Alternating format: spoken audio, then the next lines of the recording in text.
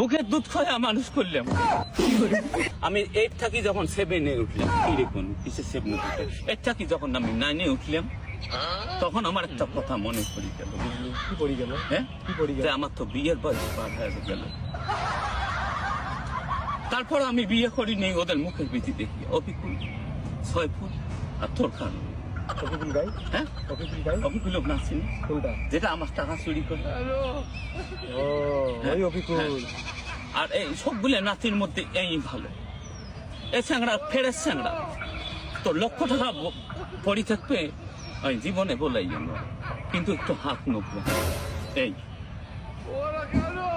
হয়া নিবেন না, হ্যাঁ বুঝলু? রাহুল কথা। ইয়ে আব্বা মই, বুঝলু?